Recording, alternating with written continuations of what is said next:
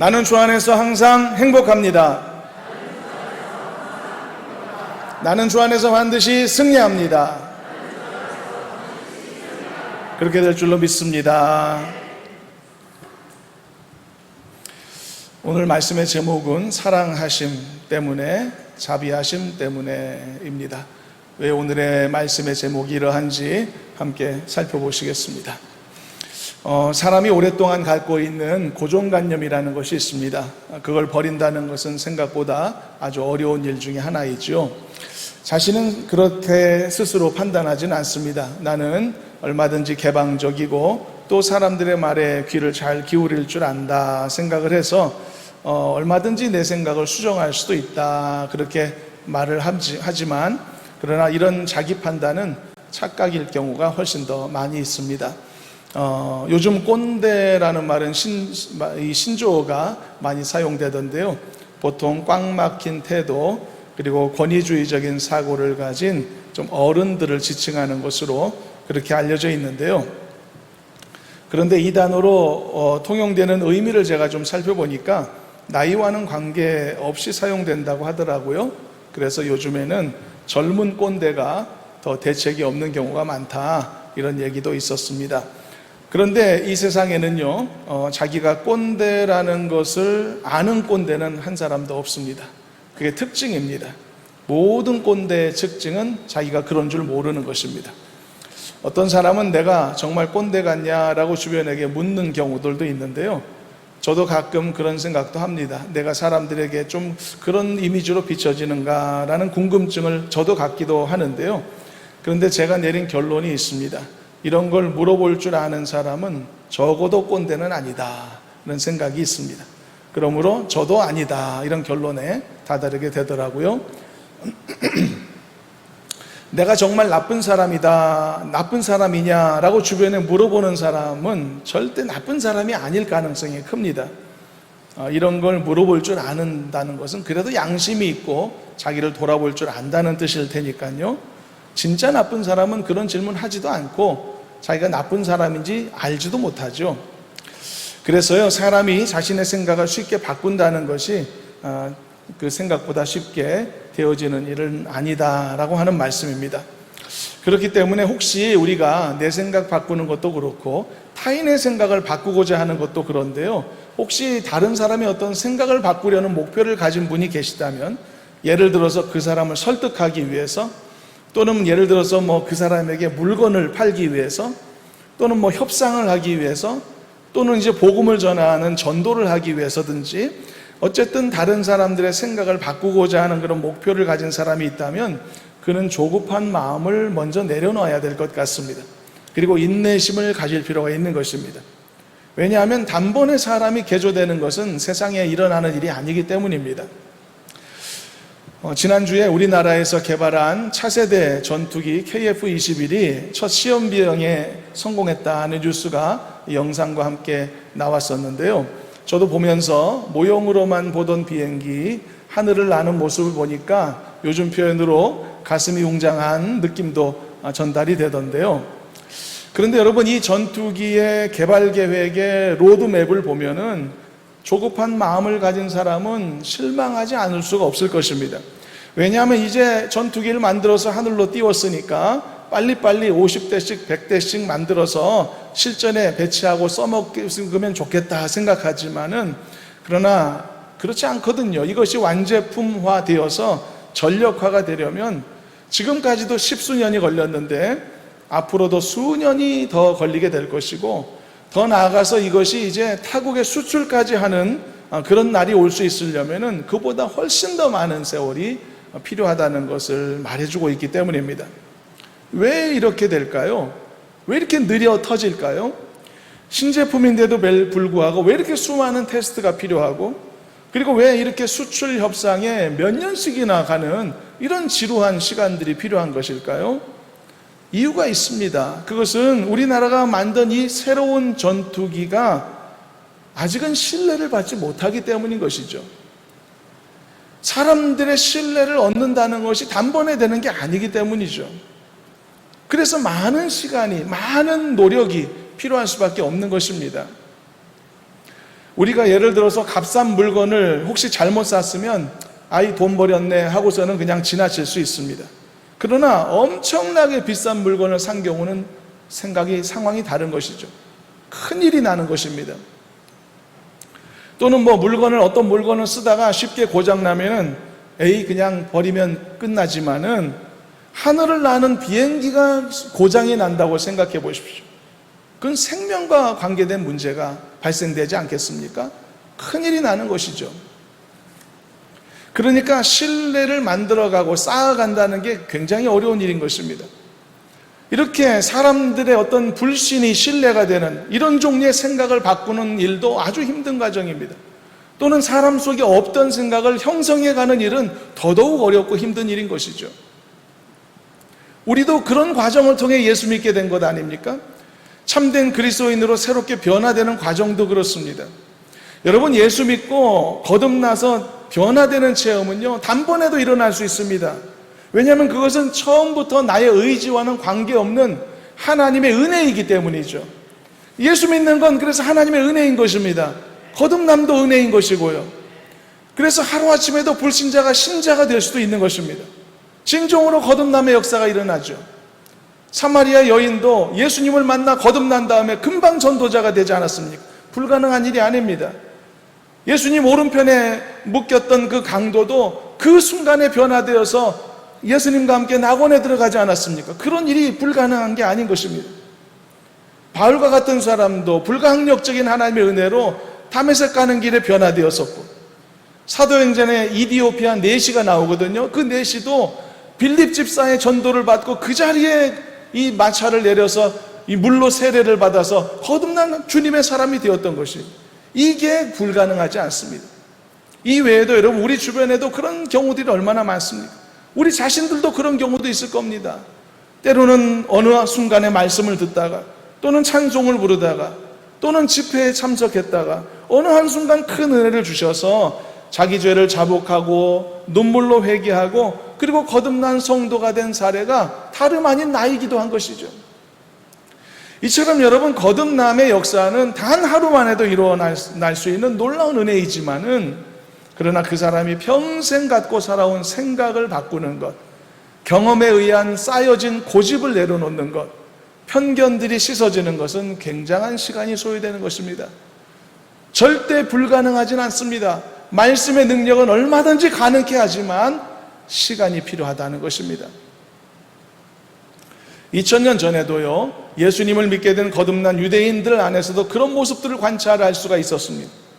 그들은 진정으로 예수님을 믿고 거듭난 유대인들이었는데도 여전히 평생 살아왔던 이 평생의 이 율법의 습관들을 벗어내지 못해서 고생했던 이야기들이 성경에 기록되어 있습니다. 할례의 문제가 그런 것이었고요, 음식 문제가 그런 것들 중에 하나였습니다. 100여 년 전에 우리의 이 나라의 믿음의 1세대들도 비슷한 고충들을 경험하게 되었었죠.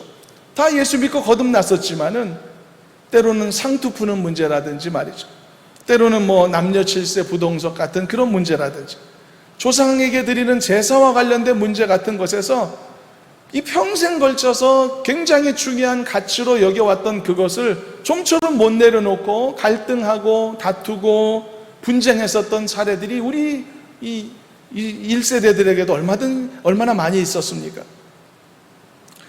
제가 20대 때만 해도요, 서울 한복판에 있는 어떤 교회가 아직도 기역자 형태의 예배당을 갖고 있었던 것을 본 적이 있습니다. 언젠가도 말씀한 적이 있는데요, 제가 거기 가서 수요 예배도 드린 적이 있거든요. 한쪽은 남자 성도들이 모여 앉는 자리, 한쪽은 여자 성도들이 앉는 자리, 그리고 이쪽과 저쪽은 벽으로 가려져 있어서 서로를 보지 못하도록 만드는 그런 예배당 구조입니다. 그때까지 그 교회가 그렇게 구별해서 앉지는 않았습니다만은 옛날에 전통교회 형태가 유지되고 있는 게 참 흥미로웠었는데요, 이렇게 오랫동안 가져왔던 고정관념을 내려놓는 게 그렇게 쉬운 일이 아니라는 뜻입니다. 그러니까 예수 믿고 거듭났어도 그런 형태의 교회를 사람들이 지었던 것이 아니겠습니까? 그러면 2000년 전 당시, 예수님 당시에도 그들이 내려놓아야 될 고정관념 중에 하나가 무엇일까? 오늘 우리가 함께 다루고자 하는 한 가지 이야기입니다. 그것이 안식일에 관한 내용입니다. 안식일에 관한 논쟁은 사실 지금도 계속되고 있다고 하죠. 과격한 유대교 원리주의자들이 지금도 있어서 안식일에 문을 여는 예루살렘의 대형 백화점들 앞에서 피켓 들고 시위를 하는 경우들도 지금도 간혹 볼 수 있다고 합니다. 그렇다면 안식일에 관해서 깨뜨려야 될 고정관념이 있다면 무엇일까요? 그런데 일단 여기서 오해해서는 안 될 것이 있습니다. 제가 오늘 말씀을 진행하는 중에 계속 이따금씩 확인할 것인데요, 그것은 안식일에 관해서 깨뜨려야 될 고정관념이 있다는 이 사실이 곧 안식일은 아무것도 아니다라는 이야기를 하는 것은 아닙니다. 안식일을 지키려는 노력과 열심이 너무 과하다, 조금 타협하자, 이런 이야기를 하려고 하는 것이 절대 아닙니다. 안식일에 깨뜨려야 될 고정관념이라는 것은 단지 안식일이 중요하지 않다, 우리가 생각하는 것만큼 아니다, 이런 이야기가 아니라 안식일에 관련된 분명한 우선순위를 깨달아야 함을 말하는 것입니다. 이 말은 오히려 더 안식일의 의미를 더 깊이 알아야 된다는 것과도 일맥상통하는 것입니다. 그래서 오늘 본문에서도 예수님은 바로 그런 차원에서 사람들에게 교훈을 주고 계시는 것을 봅니다. 이제 오늘 본문을 좀 보면요, 사람들이 또 한 번 안식일에 관한 도전을 예수님에게 던진 내용이 나타나 있는데요, 본문 9절과 10절을 먼저 읽어보시도록 하겠습니다. 9절부터 합독해 봅니다. 거기에서 떠나 그들의 회당에 들어가시니 한쪽 손 마른 사람이 있는지라 사람들이 예수를 고발하려 하여 물어 이르되 안식일에 병 고치는 것이 옳으니까. 이 교활한 사람들은요, 여전히 자기들의 생각을 안 고치고 있었습니다. 진정한 안식일의 의미가 뭐여야 되는지 관심이 없었습니다. 사실 예수님은 그에 대해서 앞서 말씀한 바가 있거든요. 오늘 본문의 내용은 아니지만 그 앞에 그런 일이 있었습니다. 근데 이 사람들은 변화되지 않고 또다시 예수님을 고발할 구실을 삼아 예수님을 공경에 빠뜨리고자 이렇게 질문했던 것입니다. 이제 이 안식일에 관한 예수님, 이 사람들의 공격이 예수님에게 직접적으로 다가가게 되었는데요, 그렇다면 예수님은 이들의 도전을 어떤 식으로 잠재우셨을까요? 먼저 예수님은 안식일을 지키는 행위에 관한 하나님의 분명한 생각을 먼저 알려주셨습니다. 본문 11절, 12절도 연이어 읽어보도록 하겠습니다. 함께 합독합니다. 예수께서 이르시되 너희 중에 어떤 사람이 양 한 마리가 있어 안식일에 구덩이에 빠졌으면 끌어내지 않겠느냐? 사람이 양보다 얼마나 더 귀하냐? 그러므로 안식일에 선을 행하는 것이 옳으니라 하시고.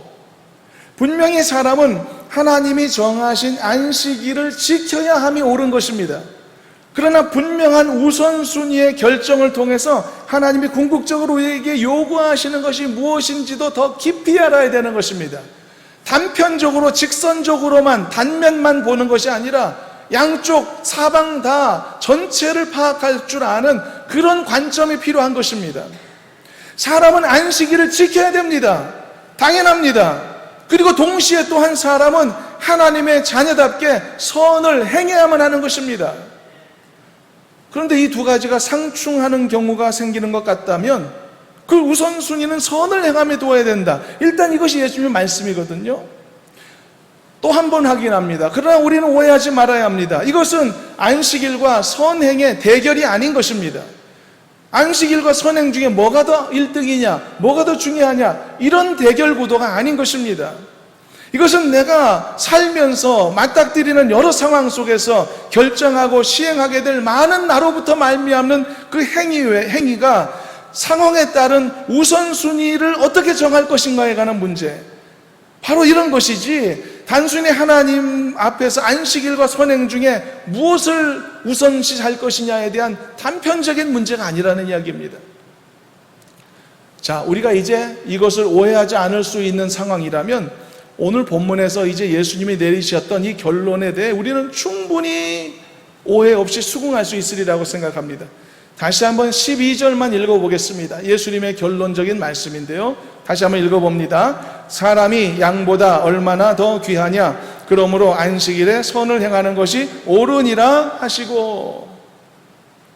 여러분, 그렇습니다. 하나님이 무엇을 이 상황에서 더 기뻐하시는 일인지는 결론이 났습니다. 안식일을 지키고자 하는 나의 열심의 행위도 중요하지만 도움이 필요한 절실한 누군가를 이 사랑으로 돕는 행위가 필요한 어떤 상황이라면 그때의 우선순위는 내 앞에 주어진 선행이어야 한다라고 하는 것이 분명한 말씀의 가르침인 것입니다. 그래서 예수님은 이렇게 단호하게 말씀하시고서 보란듯이 안식일에 병자를 고치시는 기적을 베푸시게 되었던 것이죠. 그 내용도 보겠습니다. 13절을 읽어보겠습니다. 함께 합독합니다. 이에 그 사람에게 이르시되 손을 내밀라 하시니 그가 내밀매 다른 손과 같이 회복되어 성하더라. 사랑하는 여러분, 이런 말씀들을 통해서 하나님의 마음을 더 깊이 배워가는 은혜가 있기를 간절히 소망합니다. 그래서 어떤 상황 속에서도 여러분들이 행동하고 결정하실 때마다 하나님이 원하시는 대로 되어지는 은혜, 삶에 여러분들이 정하는 우선순위가 지혜롭게 결정되는 결과가 나타나는 성숙한 그리스도인들의 삶이 되어지기를 주님의 이름으로 축원합니다. 또다시 확인합니다. 그러나 예수님의 이 말씀과 이 행하심이 항상 예배보다 선행이 먼저다라는 단편적인 메시지가 아니라는 것입니다. 중요한 것은 그 상황에 맞춰 하나님이 인정해 주시는 우선순위인 것이죠. 그리고 그 우선순위는 정형화되거나 공식화되어서 아무런 어떤 상황에도 다 대입되는 그런 성격이 아닌 것입니다. 왜냐하면 여러분, 얼마든지 이런 잘못된 사고들이 생겨날 수 있기 때문이죠. 예를 들어서 어떤 사람들은요, 예배를 핑계대고 선행을 외면하는 사람들이 있을 수가 있고, 어떤 사람은 반대로 선행을 핑계대고 예배를 외면하는 사람도 생길 수 있기 때문이죠. 둘 다 잘못된 것입니다. 그리고요, 여러분, 게다가 오늘 본문의 상황을 우리가 자세히 보게 되면 예수님께서 안식일을 희생시키시고 대신 선행을 선택하신 일이 아니었습니다. 그것도 아니었습니다. 예수님은요, 안식일에 선을 행하시는 이 선택이 결코 안식일을 훼손시키는 일이 아님을 알려주셨던 것입니다. 전혀 다른 메시지입니다. 그래서 사실 이것은요, 무엇이 더 중요하다라고 하는 논쟁이 애초부터 아니었었던 것입니다. 그러므로 여러분, 결과적으로 예수님은 선행도 포기하지 않으셨지만 안식일을 지키시는 일도 결코 포기하신 적이 없으셨다는 이야기인 것이죠. 이처럼 바리새인들은요, 안식일 문제에 대해서 예수님을 고발하려는 마음이 있었지만, 그러므로 안식일에 선을 행하는 게 옳다라고 하는 이 단언적인 말씀을 통해서 당연하고도 상식적인 메시지를 전달하셨고, 그리고 그들을 부끄럽게 만드셨던 것입니다. 그렇다면 이렇게 큰 부끄러움을 당했던, 그럴 수밖에 없었던 그들의 가졌던 어리석은 고정관념의 근원적인 문제의 원인을 찾아보려고 하는데, 그 원인이 무엇일까요? 이 질문이 이제 오늘 우리가 살펴보게 될 말씀의 주제와 직접 연결되기 때문에 이 질문은 매우 우리에게 중요합니다. 이들의 오해, 이들의 잘못된 판단, 그로 인해 이들이 가진 예수님에 대한 적개심, 그리고 그들의 공격성, 심지어 예수님을 죽이고 싶어한 살해의 충동까지, 이들을 이렇게 어리석음과 죄악으로 빠지게 만들었던, 안식일에 관한 그들의 잘못된 고정관념을 만들었던 가장 큰 원인이 뭐냐? 정답을 말씀합니다. 그것은 바로 하나님 아버지의 사랑하심과 하나님 아버지의 자비하심을 깨닫지 못함에 있었다는 이야기인 것입니다. 왜 이게 정답인가? 왜 이 말씀으로 오늘의 내용이 풀려가는지 조금 더 함께 나아가 보도록 하겠습니다. 여러분, 이 바리새인들은 안식일을 잘 지키기를 원하시는 하나님의 마음은 읽었을지 몰라도 하나님께서 긍휼이 필요한 자들에게, 그리고 도움이 필요한 자들에게 얼마나 사랑을 베풀기를 원하시는가, 얼마나 자비하심으로 그들을 품기를 원하시는가, 이것에 대해서는 아무것도 아는 게 없었던 것입니다. 이것이 이 논쟁의 발생의 원인이었던 것입니다. 그렇다면 그들이 하나님의 이 사랑과 자비하심을 깨닫는 일에 실패했어도 안식일에 관한 계명 지키는 일은 그나마 성공했을까요? 과연 그럴까요? 그렇지도 못한 것을 볼 수 있습니다. 여러분, 오늘 본문에 나오는 바리새인들은 이 예수님의 말씀에 어떤 반응을 보였는지를 한번 생각해 보십시오. 안타깝게도 그들이 가지게 되었던 부끄러움은 회개나 뉘우침으로 전개되지 않았고 오히려 더 강팍한 마음을 격동시켜서 예수님을 죽이려고 하는 강한 죄악으로까지 발전하게 됩니다. 14절 말씀으로 확인해 보겠습니다. 본문 14절을 같이 읽어봅니다. 바리새인들이 나가서 어떻게 하여 예수를 죽일까 의논하거늘. 여러분 보십시오. 이게 얼마나 아이러니한 사실인지요. 바리새인들이 예수님 앞에 지금 나와서 강력하게 주장했던 게 뭐였죠? 바로 안식일을 잘 지켜야 한다. 바로 이런 주장 아니었습니까? 자기들이 반드시 이길 걸로 생각하고 아주 떳떳하게 자신 있게 예수님에게 도전장 던졌던 게 바로 이것 아니었습니까? 그런데 지금 바리새인들의 이 모습을 보십시오. 정작 그들은 안식일에 지금 뭘 하고 있죠? 그들은 예수님을 죽이려는 살인의 계획을 세우고 있는 것입니다. 안식일에 말이죠. 그들이 그토록 중요하던 날에 말이죠. 예수님은 안식일에 사람을 살리려고 하시는데 이들은 안식일에 사람을 죽이려고 생각하고 있는 것입니다. 누가 안식일을 범하는 것이죠? 바로 이런 자기 모순적인, 자기 기만적인 모습들, 이것이 바로 깊은 죄악에 물들어서 자기 판단력을 상실하고 자기가 어떤 존재인지 알지 못하는 무지한 자들의 일반적인 현상인 것입니다. 매우 이율배반적인 모습이 아니겠습니까? 항상 그런 것은 아니지만 타인의 죄에 매우 엄격한 사람이 의외로 그 자신은 더 죄악된 사람일 경우도 있습니다. 우리가 생각할 때는 타인의 죄에 엄격한 사람은 그 자신에게도 엄격하리라 생각하고 기대하지만 오히려 정반대일 때도 많이 있는 것입니다. 바로 이런 것들이 자기의 죄에 관해서는 관대한 그런 이중잣대인 것이겠죠. 이런 편협한 생각, 이런 경직된 사고 때문에 그들이 품지 말아야 될 적개심, 살해 충동 같은 너무나 악한 생각들이 그 안에 들어오게 되었던 것입니다. 만일 이들이 사랑과 자비가 너무나 풍성하신 하나님을 조금이라도 더 잘 알 수 있었다면, 그래서 그 하나님의 마음을 내 마음에 품고서 사람을 바라보고 상황을 파악할 수 있었다면, 안식일이라고 할지라도 병자를 고쳐주셨던 예수님의 그 마음을 이해할 수 있었을 것입니다. 그러면서 그들이 보였던 그 어리석은 악한 마음들이 생겨나지도 않을 수 있었겠죠. 그러므로 문제는 무엇이냐? 바로 하나님의 사랑과 하나님의 자비하심을 더 깊이 깨닫는 것입니다. 그것이 나로 하여금 더 지혜로운 결정을 하게 만들고 더 올바른 길을 걸어가게 만든다는 것이 오늘 말씀의 도전인 것입니다. 그리고 오늘 본문에서 바리새인들이 보여주었던 것과 같은 모든 어리석고 죄악되고 무익한 행위들을 근절할 수 있는 방법이라고 말하는 것입니다. 사랑하는 여러분들은 하나님의 사랑과 하나님의 자비하심을 지금보다 더 깊이 깨닫고 이해할 수 있는 은혜로운 성도가 되시기를 주님의 이름으로 축원합니다. 그리고 이 놀라운 사실을 이제 자신의 인생에도 적용하는 지혜로운 성도가 되시길 바랍니다. 하나님은 어려움 당한 나를 돕기를 원하시는 것입니다. 하나님은 곤란함 속에 있는 나를 건져주기를 진심으로 원하시는 것입니다.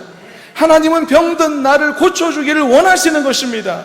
나를 향한 이런 하나님의 사랑, 나를 향한 이런 하나님의 자비하심과 이것을 성취하고자 하는 하나님의 강한 열심, 이것은요 심지어 안식일을 지키는 계명보다도 더 우선한 것처럼 사람들에게 여겨질 수 있을 만큼 강력하게 나를 향하고 있다는 사실을 기억하며 살아야 할 줄로 믿습니다. 이것이 오늘 말씀의 도전인 것입니다.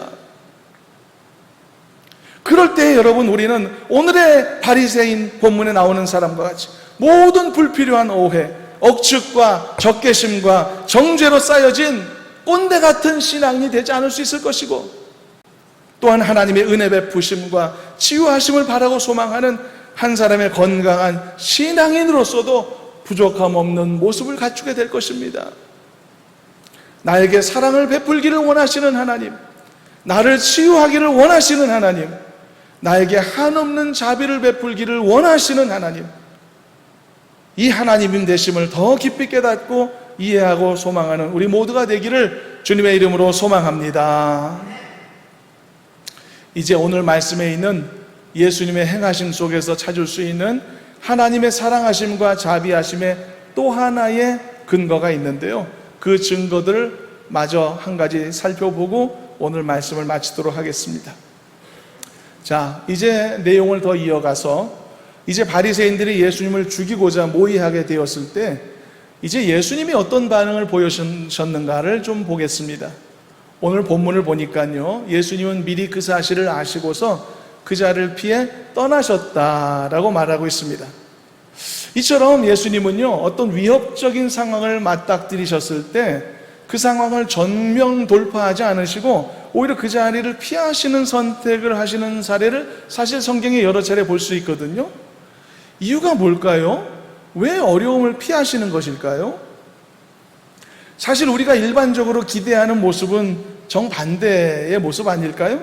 예수님이 전혀 그들의 위협을 두려워하지 않는 당당한 모습을 기대하는 것 아닌가요? 아니면 자기를 죽이려는 그들을 당장에 혼쭐 내주시는 그런 모습을 우리가 기대하지 않을까요? 적어도 예수님께서 위협을 피해 도망하시는 모습을 우리가 기대하는 것은 아니지 않습니까? 그런데 예수님이 이렇게 하신 것이죠. 왜일까요? 몇 가지 이유가 있습니다. 두 가지로 살펴보려는데 첫 번째는 간단히 살펴봅니다. 가장 큰 이유는요, 먼저 아직은 자기를 나타내지 말아야 할 때였기 때문이었습니다. 본문 15절과 16절 읽어보도록 하겠습니다. 15절부터 읽어봅니다.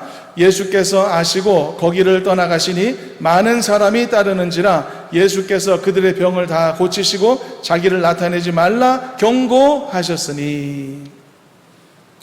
왜 예수님은요 그때까지도 자신을 감추셨을까? 그때까지도 예수님은 자기를 죽이려는 바리새인들과 정면으로 맞서지 않으셨던 이유, 왜냐하면 아직도 공생의 사역이 더 남아있으셨고 궁극적으로 십자가의 고난의 길을 위해 더 많은 일을 하셔야 될 때셨기 때문이었습니다.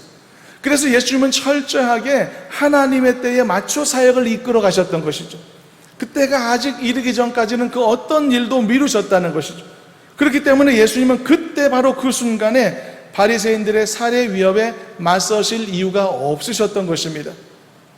이것은 여러분 예수님께서 얼마나 철저하게 하나님의 계획된 말씀과 예언에 따라 자신의 사역을 행하시며 순종하셨는지를 보여주는 중요한 증거인 것입니다. 그리고 두 번째, 또 하나의 이유가 있습니다.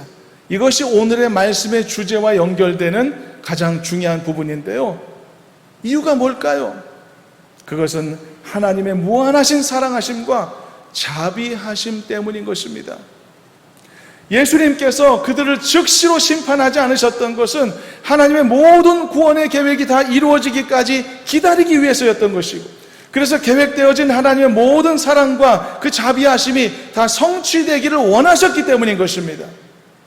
그러니까 앞에서 예수님께서 안식일에 병자를 고치셨던 것도 하나님의 사랑 때문이었고 하나님의 자비하심 때문이었던 것이고, 지금 이렇게 악한 자의 위협에 맞서시지 않고 물러나신 것도 역시 알고 보니 그들을 즉시로 심판하지 않으셨던 하나님의 사랑이시며 하나님의 자비하심의 결과였다는 이야기인 것입니다.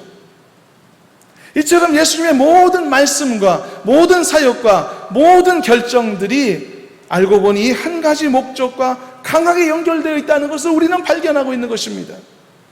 하나님의 사랑하심과 하나님의 자비하심을 택한 모든 백성들에게 강하게 드러내기를 원하셨던 것입니다. 이것을 알려주는 결정적인 예수님의 진술이 본문 17절 이하에 나타나 있는데 이 부분도 읽어보겠습니다. 17절에서 21절까지 말씀입니다. 굉장히 중요한 은혜로운 말씀입니다. 다 같이 합독해 보겠습니다. 이는 선지자 이사야를 통하여 말씀하신 바, 보라, 내가 택한 종 내 마음에 기뻐하는 바 내가 사랑하는 자로다. 내가 내 영을 그에게 줄 터이니 그가 심판을 이방에 알게 하리라. 그는 다투지도 아니하며 들레지도 아니하리니 아무도 길에서 그 소리를 듣지 못하리라. 상한 갈대를 꺾지 아니하며 꺼져가는 심지를 끄지 아니하기를 심판하여 이길 때까지 하리니 또한 이방인들이 그의 이름을 바라리라 함을 이루려 하심이니라. 이사야 선지자는요, 예수님에 대해서 이렇게 예언했던 것입니다. 그는 자비롭고 온유하신 성품으로 말미암아 다투지 아니하신다는 것입니다. 그리고 그는 큰 소리로 분쟁하지도 않으신다는 것입니다.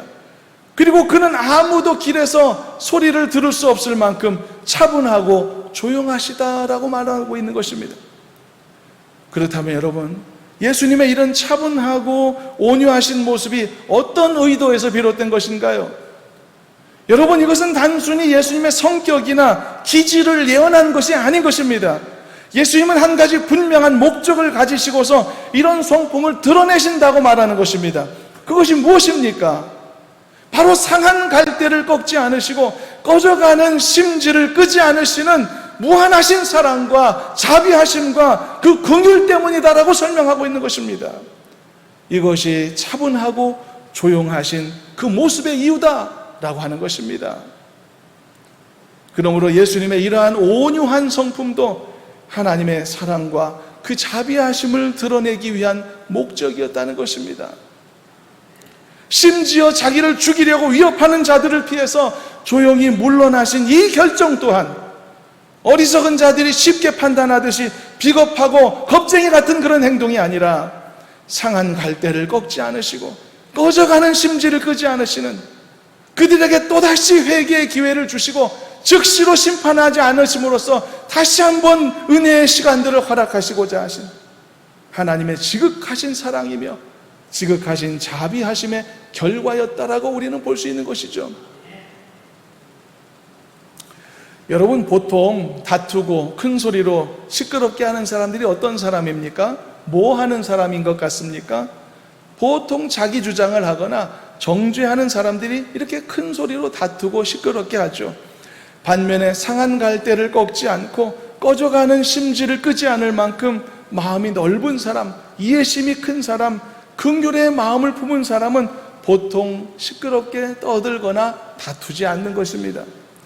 예수님은 바로 이런 사랑과 이런 자비의 성품으로 세상을 대하는 것이고, 그리고 오늘날 우리를 대하신다고 말씀하고 있는 것입니다. 모든 게 사랑 때문이다. 이게 오늘 말씀의 결론입니다. 모든 게 사랑 때문에 이루어지는 일이다. 사랑 때문이다. 요한복음 3장 16절에 뭐라고 말씀하셨습니까? 하나님이 세상을 이처럼 사랑하셨다라고 말하고 있습니다. 그 때문에 독생자 예수도 이 세상에 주셨다라고 말하고 있는 것이죠.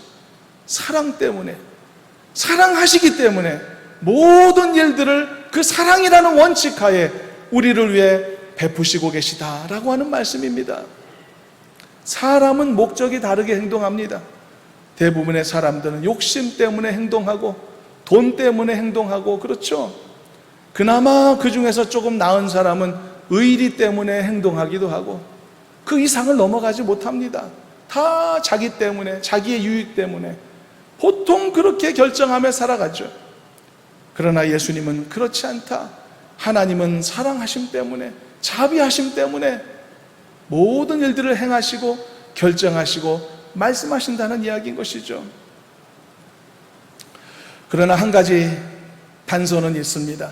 예수님의 이 자비와 긍휼은 그 사랑 안에 사람이 방종하기까지 방치하시지는 않습니다. 그리고 예수님의 그 자비의 마음을 악하게 이용하게 되기까지 그렇게 내버려 두지는 않으신다라고 말씀하죠.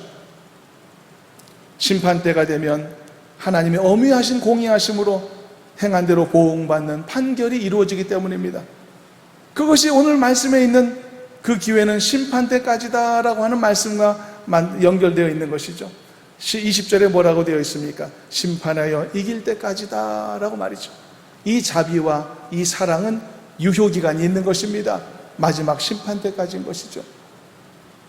사랑하는 여러분, 강팍하고 어리석고 정죄를 일삼았던 바리새인들을 닮은 모든 기질이나 성격이나 습관이 남아있다면 이 시간에 다시 한번 결단하여 내려놓기로 다짐하는 우리가 되었으면 참 좋겠습니다.